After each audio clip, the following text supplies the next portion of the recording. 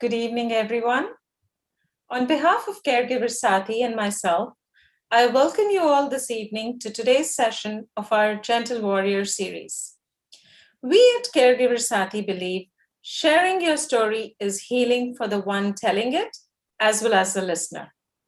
While caregiving stories often share exhaustion, frustration, and challenges, our today's journey is that of hope, love, and encouragement. On that note, and without further ado, I would like to introduce our guest speaker today, Commander Rawat. Welcome, Commander Rawat. Oh, thank you, Sonia, and thank you to the team Caregiver Saathi for inviting me to this lovely forum, which I was introduced to quite some time back. Anyway, thank you very much. Commander Rawat, can I please request you to share a bit about yourself with our viewers today? Okay, but before I start that, I think I need to first think and talk about my wife because of whom we are here. My wife, Nija, was a 60-year-old lady from a small town, Dehradun, like me. And she was very active at home. She was a very loving wife, loving children to my daughter and son.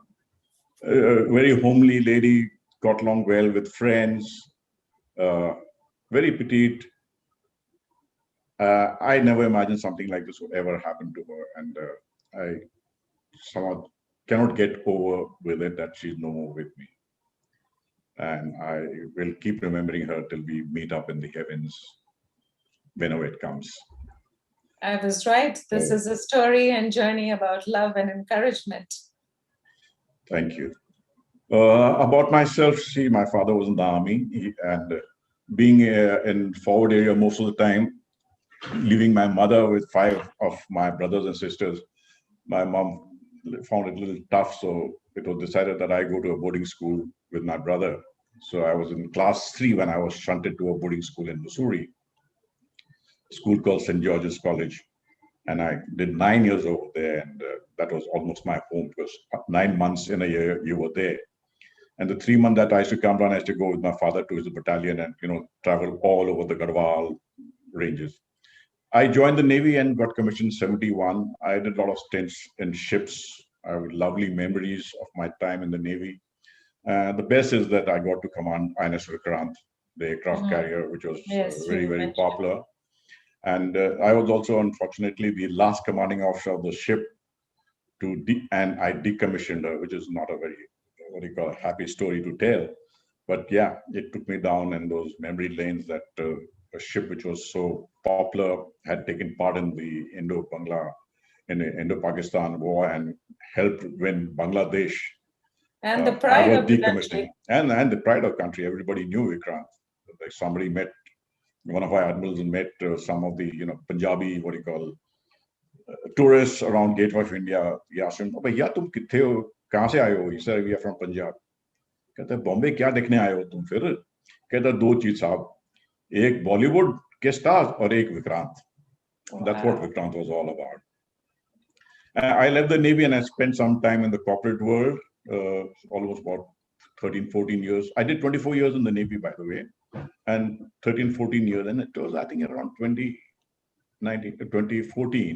2014, that my wife started having some problem. And I thought, now it's time to be with her more than, work in the corporate world to keep myself busy and earn money. So that's when I finally resigned from the active life and spent time with her. I have 2 kids. My daughter is married, settled in New York, and my son is still unmarried, enjoying himself in Copenhagen. That's my family. Great.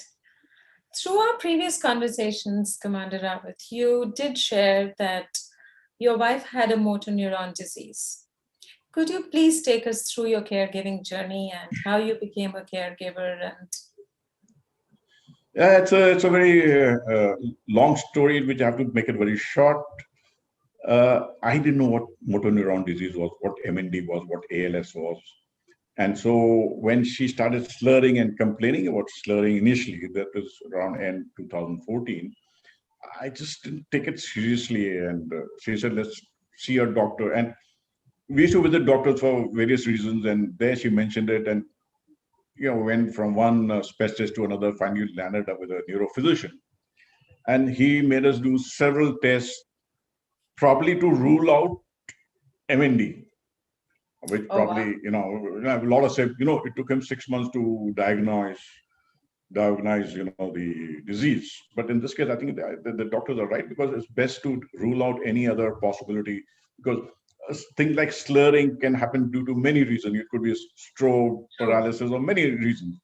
True. So finally, the doctor finally said, after all these tests were okay and didn't suggest any other problem, he wanted us to do a test called EMG, where you put needles in your arm and legs and pass current, and which measures the strength of the nerves, and that tells No. you whether the disease has progressed. And that was when he kind of confirmed. And when I heard the word MND, I wasn't sure it was another word like ABCDs. So I came home and I Googled, and it was a shocker. It really took me back badly, that something like this is going to happen to my wife. And I did not have the heart to tell my wife what all this was all Oh, about.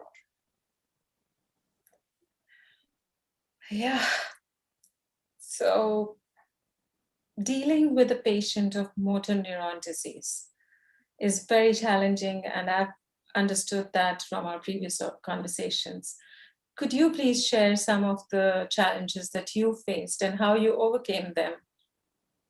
Yeah. So, like I told you, the progression of the disease takes place in some cases very fast. Within 6 months, people, don't last even 6 months. But Prognosis. in some cases, it lingers on and on and on. Like Stephen Hawking lived for almost 45 years. True. So for the first 2 years, 1.5 years, she was kind of, she was mobile. She used to walk around. Then her hands became weak. She couldn't hold a pen.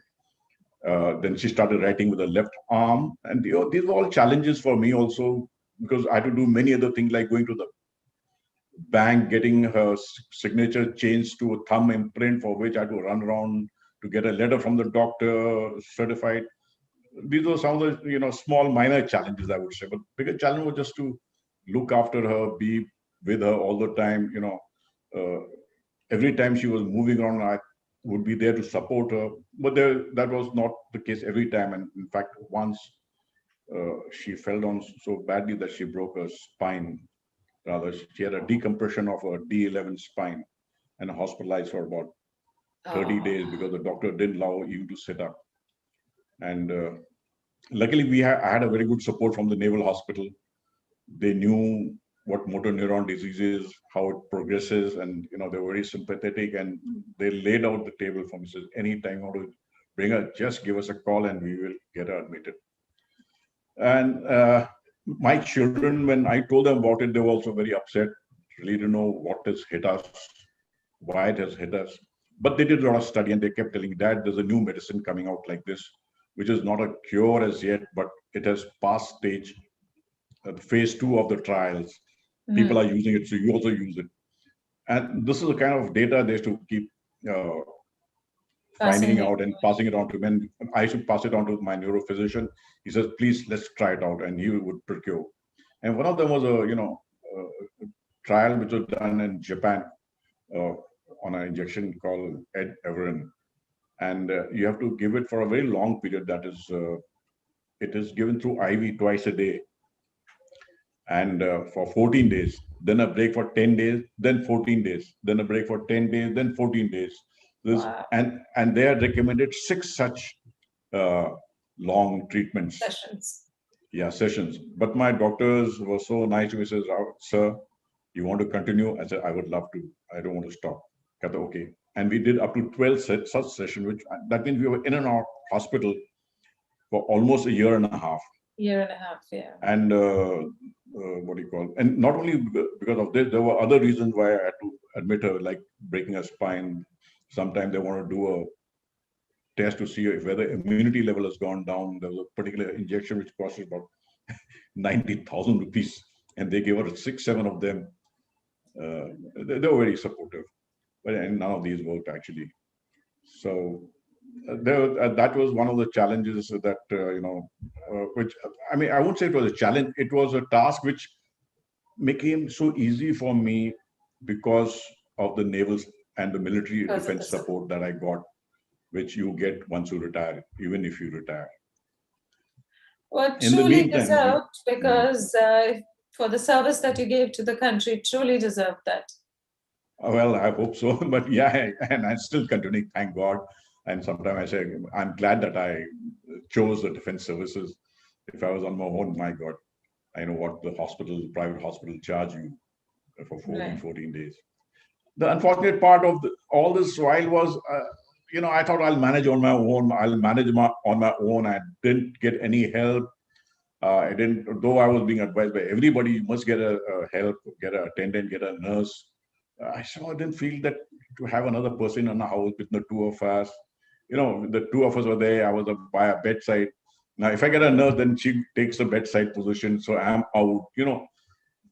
And That's the story of love and encouragement that we are yeah, talking about. and the thing was that I didn't, think beyond. And the worst part was there's no such thing like Caregiver Saathi at that time that I was aware of. There was Yeah. no such group which was feeding information which is happening now. And I'm very active in supporting and advising people. She was taking almost an hour and a half to have just a breakfast, which was just a plain glass of fresh juice. Half of it, whenever we gave her, she would take a sip, and when she swallowed it, half used to come down on her clothes, and I had to put an apron and wipe her off. So it was just that my son-in-law was here, my daughter, my son, and son-in-law. They made sure that one of them was with me all the time. Not all the time, but whenever they could. Possible. And he said, Dad, listen, we cannot feed her like this. We have to do something called PEG, which is making a surgery in the stomach and feeding her through the pipe through the stomach. Yeah. Alternate is through the nose, but the more permanent one is through the stomach. Right. So you please go and meet the doctor. And I'm with her today. You go to the Naval Hospital and meet the doctor. So I went there and met the doctor, and he says, yes, but you're saying that she's lost weight and she's very weak. And I showed him the photo. He says she will not be able to stand the surgery. So go back, put a tube in the nose called the Ryle tube, feed her with that for about a month, and then you come back. Then I'll do that surgery. So we came back. Luckily, there's a hospital very close in our society, very good hospital. We took her there, put the Ryle tube, and the dietitian made out a daily routine of feeding her uh, so that she gets adequate amount of calories and proteins. And that routine was a little stiff. Like every 2 hours, you have to feed her. And that feeding her was, first preparing the feed, going to her, taking the tube from wherever it is, connected, put a syringe on top of that, then pour it in the syringe that it goes down as it finishes. And when it's going down, you're making sure that no bubbles go inside, because if bubbles go, they'll go into stomach, will cause gas for her. So that's the time when my son-in-law said, Dad, please, I'm calling a nurse. So he logged onto a system, and there are many such organizations which provide you such domestic help. So we got a nurse, and things started moving. And then till now, nobody told me that she would need a tracheostomy tube. I mean, when you say what were my challenges, there was nobody who advised me what is going to happen next and what you should do next. When somebody told me this, I said, how can it be? I mean, what's wrong? No, the lung power will go down also, so you need to do. And sure enough, within 2 weeks after putting the right tube, we were back in hospital, got the surgery done, and I was very happy. I said, Doctor, ab to problem nahi hoga na? No, now she will sleep at night much better than what she's doing now. Because she just didn't sleep at night. She was never sleeping at night. I used to be at bedside and tell her, Mom, we used to call her Mom, Nirja, please, it's now 2:30 in the morning. Let me sleep. I'm tired, please. And she would Wow. just keep poking you every 5 minutes, turn me, push me, adjust my head, adjust my leg. She was Very tough time, uncomfortable. very tough. And I think this must be the case with almost every MND patient that, with whose caregiver I've spoken to. So we got this finally, got this done and ready to bring her home. While it takes a 6 hours process to do the discharge, the ENT specialist who did the tracheostomy tube, I had requested, sir, doctor, can you come and show me how to do the maintenance, how to clean, how to feed? Very nicely, he came, very sweet chap.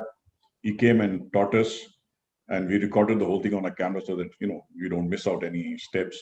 True. So I said, doctor, tell me, all this suction thing that you're talking about, do I need it at home? He said, 100%. I said, how many times do I have to do it? He said, at least 4-5 times a day. I said, don't have a suction machine at home. Wow. And he says, when you're feeding her, you have to keep her elevated up at least 30 degrees. I said, why? He says, because you're feeding her through the nose. If you make her lie down, after some time the food can flow back. So I said, how do I do that? He said, you have to get a hospital bed. My God, how do I get a hospital bed in 2 hours or 3 hours? And then he said, you need a nebulizer sometimes. And, there were 8-10 such equipment. Then he said, I said, does she have to be on a ventilator? He said, yes. I said, what? You're telling me now? How do I get a ventilator?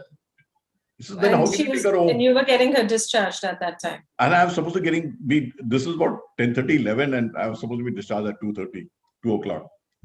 They were nice to me. Said, don't worry, take your time. We leave at 4. But thank God, things were with few phone calls, online, cut.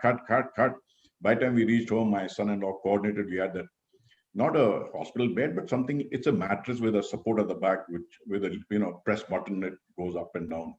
So it was there. The oxygen concentrator was there. The ventilator was there.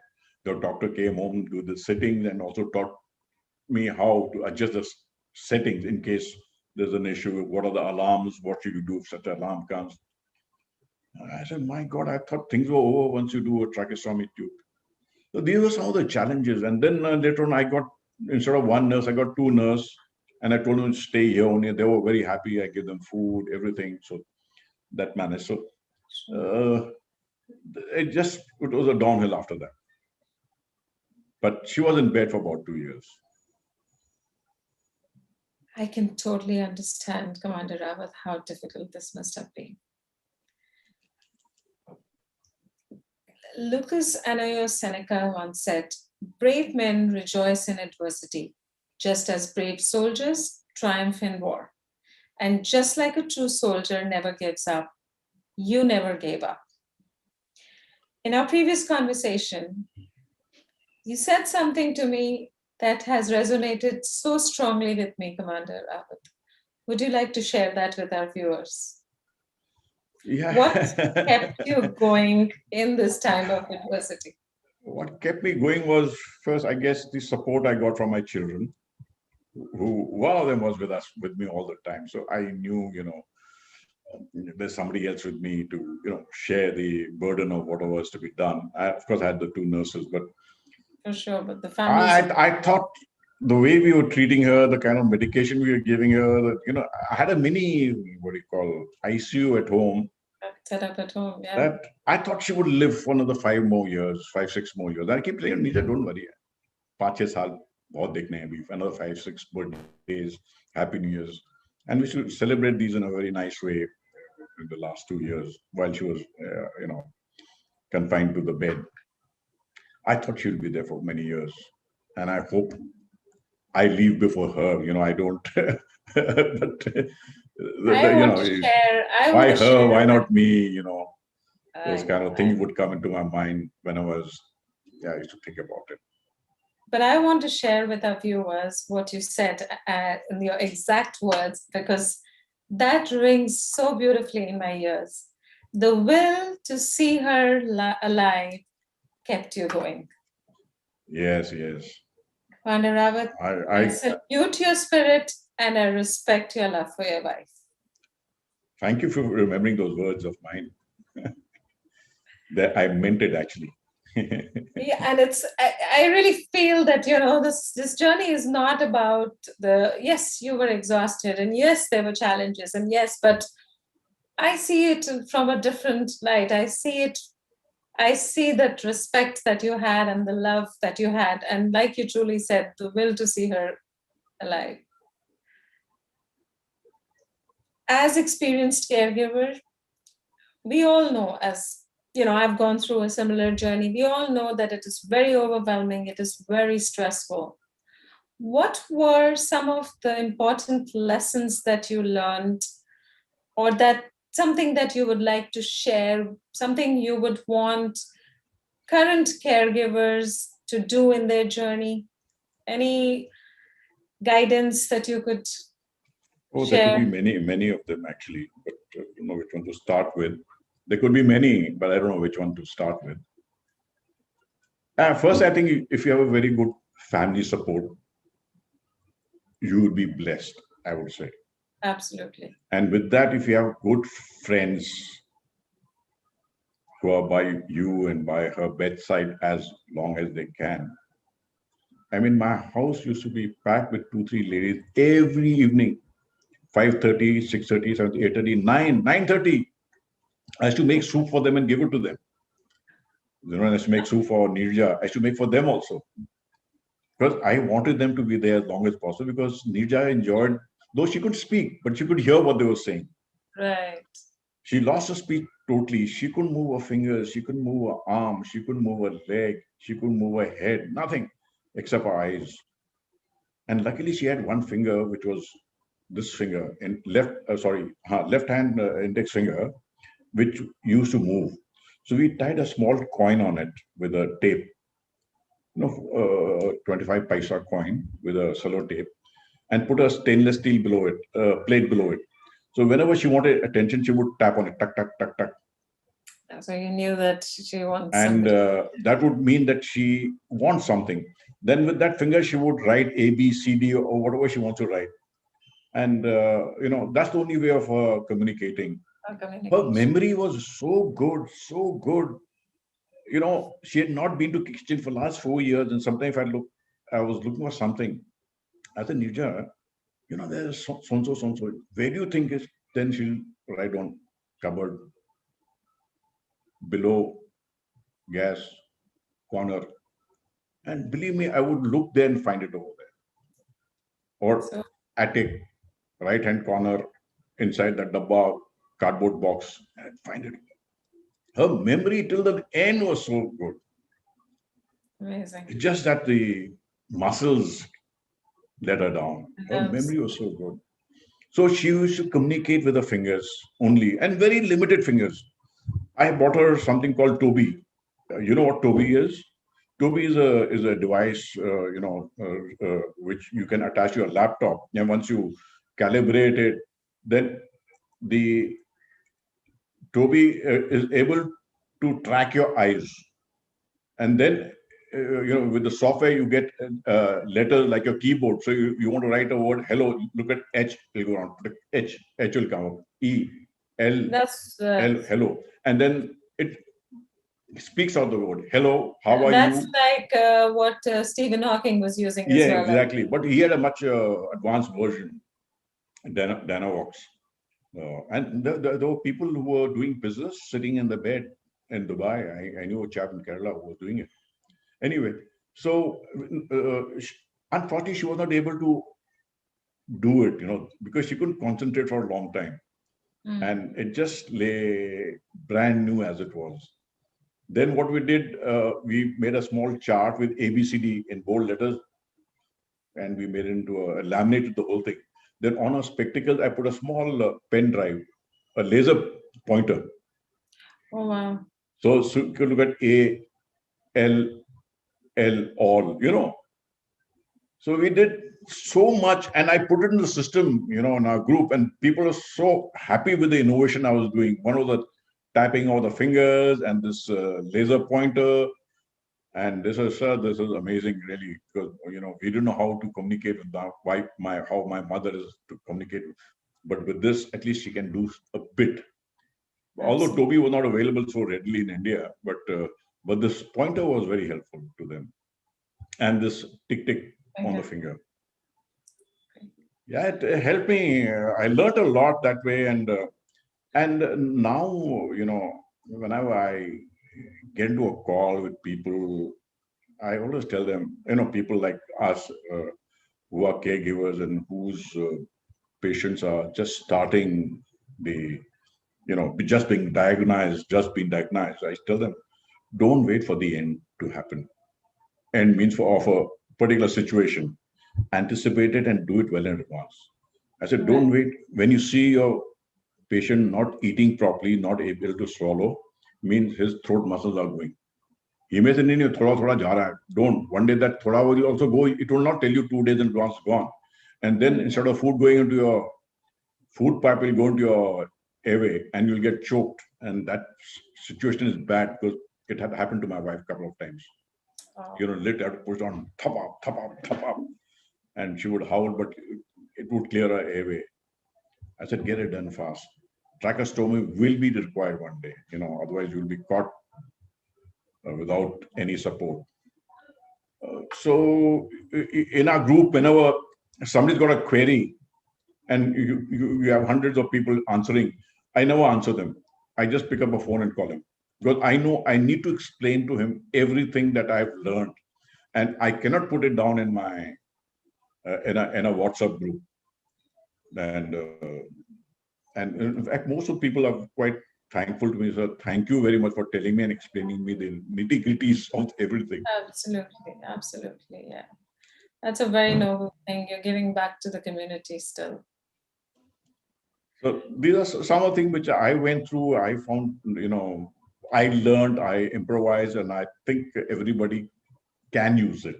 And it can be helpful for them. So I'm sure everybody listening today as well would also, our viewers would be learning, taking a lot of takeaways from this conversation. Commander Rawat, what can I say? When life throws you a rainy day, play in the puddles. Life is to enjoy whatever you have with you. You're a true embodiment of this. Before we end, I would like to hear a cherished memory that you have of your wife. Could you share something with our viewers? Oh my God. You're asking me to condense 40 years of my life and cherished memories. Oh, there are so many of them. But let me make two small ones now that you asked me. One is the first one and probably one of the last ones. When we got married, I think my wife was about 21, 22-year-old from a small town like me, Dehradun. And she had really not been outside our house or, socialized in a big way, except with the family members. We came to Cochin where I was doing training. Like I told you, I was in the Navy, so we had to do our training over there. And almost all my batchmate and a senior one and a junior batchmate, they all were there doing this training at the same time, at different stages, of course. And we stayed in a guest house very close to the US Club. It was a Saturday, and that night they have Tombola. And that's a crazy night because, you have about 300 young officers, and there are ladies and there are senior officers, most instructors. She got shocked when she saw so many people drinking and drinking and drinking. And literally shocked. And meeting them, for the first time, it was really, I'm sure she was flabbergasted, absolutely. And next day, one day, after Friday evening, I came home, I told my wife, all my course-mates are coming home for dinner. She said, but I only have one kerosene stove. I said, okay, quickly, get whatever you want to get, mutton, veg, no.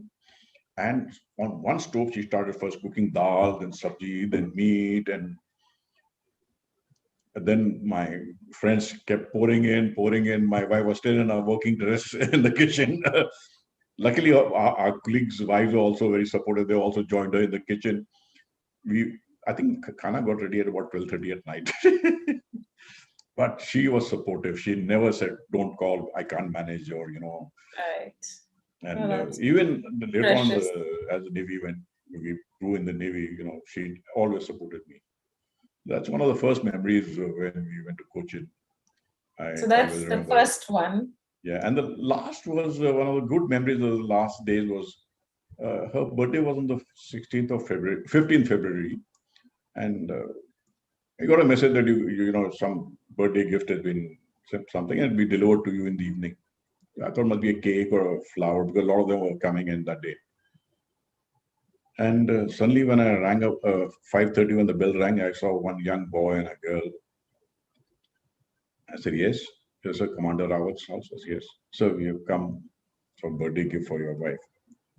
I saw this boy with a guitar. I said, are you bringing a guitar for her or for me? No, no, sir. Then the girl said, no, sir, this is a cake. Can we give it to her? I said, come in. So my wife didn't know. None of us knew. Then two nurses didn't know. Then that lady who was, I told you from the northeast, she was there. Then we made them sit down. He said, sir, now we will sing ma'am some songs.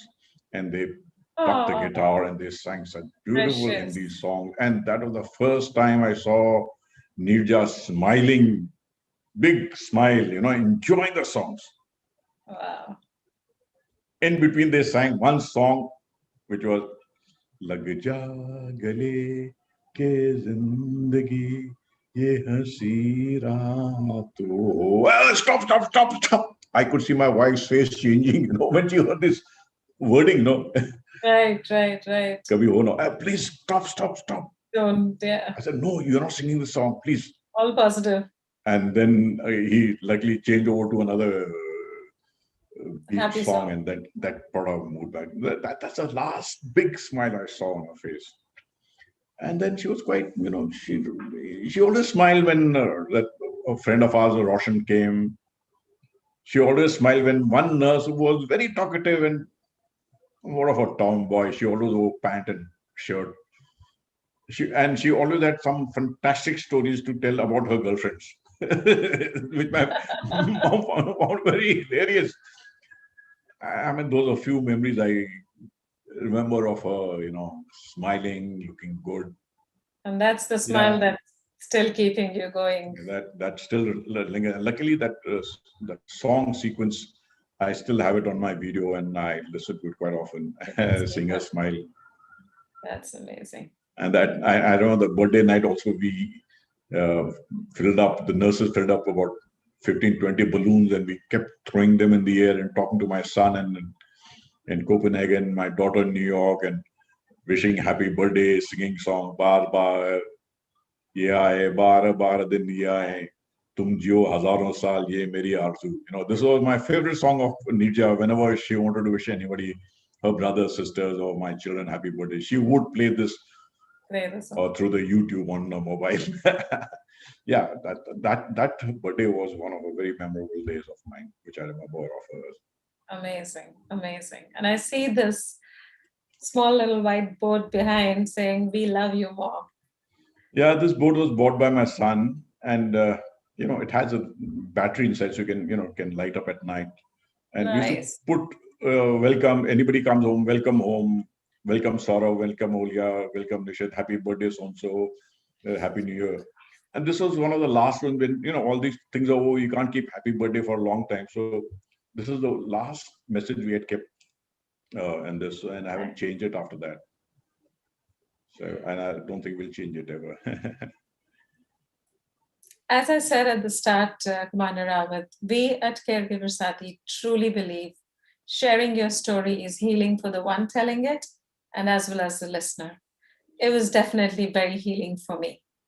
Thank you so much, Commander Rawat. Thank you for being here, opening up to us, and sharing your story. I'm sure your story will motivate and inspire a lot of caregivers. It for sure has inspired me. I wish you all the best and good luck to you. Can I say a last sentence? Sorry. Please. Something what it has taught me how to help people. I help anybody now. I cook food. There are 3-4 ladies over here who are widows and very elderly. Some of them don't cook at all. They get food from outside because that's a condition. I always, I think about 3 or 4 times a week, whatever I make, I send to 3-4 ladies. If I make lassi, I will send them, 2 glasses. If I make stuffed capsicum or brinjal or karela, I'll send it to them. If I make some nice dal, I'll send it to them. So I've kind of, become very helpful. These girls, one of the girls who works for me, because of COVID, she is a cook. I love cooking. So I said, no, you don't need to cook for me. Then I said, no, let me, she's got to earn. So I don't cook every day now. I cook on alternate days. And I said, you come and cook. So he says, Papa, but you cook very well. Why do you want me to cook? I said, I want you to earn money. Not for me, it's for you. That day when you're cooking, I'm bored. Well, I don't know what to do for that 2 hours, which I normally spend. So I turned into this. And the other thing I've learned is this painting, which I've done. I've done 19, 20 paintings since December. And this is one thing which I've really picked up. And I've made a commitment to Bhavna that whenever the corona gets over, whatever paintings I have, I will try and have an exhibition. And whatever proceeds, earnings I get, I will give a portion of that to the Caregiver Saathi, because they're doing a very honorable job, and I would like them to continue. How the money is going to be used, very honored. We are very honored. On behalf of Caregiver Saathi,